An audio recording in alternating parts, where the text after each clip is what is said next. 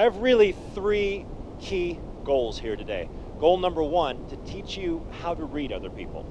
Goal number two, to teach you how to use that to make your life better. And goal number three, to make it fun. At the beginning of each presentation, I ask the students a question. If I could teach you how to watch your professors and know just from body language what material was most likely to be on the test, would that be valuable to you? They all say yes. Then I ask, if I could show you how to carry yourself in such a way that the professor not only wanted to help you more, but also wanted to give you a better grade, would that be valuable to you? This time, we get a huge yes. Whenever there's a difference between what you say with your words and what you say with your body language, people will ignore your words.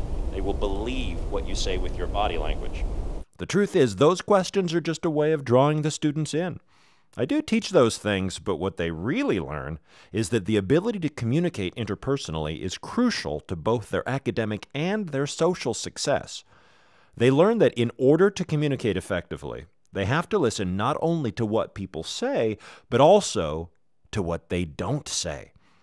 Nonverbal communication is often more important than the verbal component. Between 50 and 90% of everything we communicate, depending on circumstances, is communicated through nonverbal cues.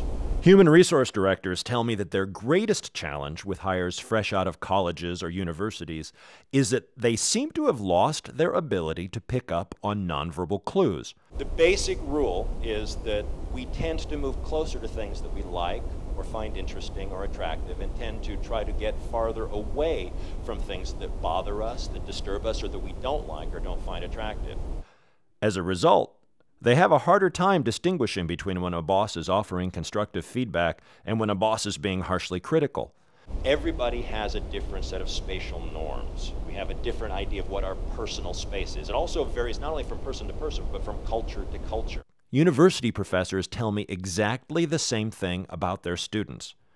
They have a harder time forging successful relationships in the workplace. They have a harder time integrating with teams. They tell me that the jobs overwhelmingly go to those who are good at reading and using body language.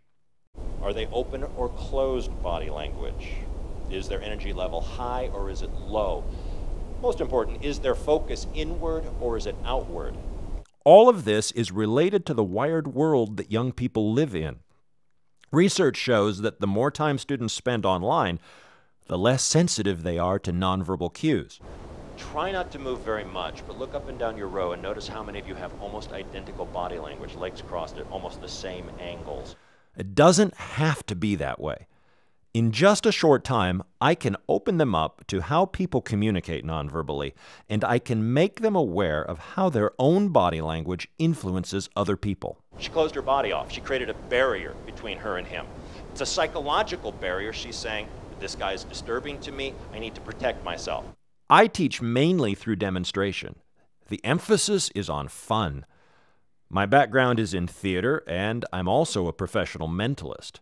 You two are going to help me blindfold myself. Rachel, to make this interesting, you're going to help me duct tape $2 silver into the sockets of my eyes. As a mentalist, I read people, but I make it look like I'm reading minds. So I'll do a mind-reading demonstration, and then I'll break it down to show exactly what body language clues are tipping me off.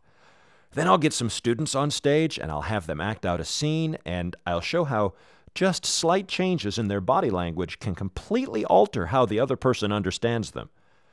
They don't just learn about body language, they experience it on a personal level. If you change your body language, your mood and your personality changes along with it. I think what draws students into the program is the belief that they're going to learn how to read other people and be able to tell what they're really thinking. And they will learn that. What they don't know ahead of time is that they'll also be learning how to become better aware of their own body language and how to use it to become better friends, better students, better leaders, more successful at job interviewing. The bottom line is simple.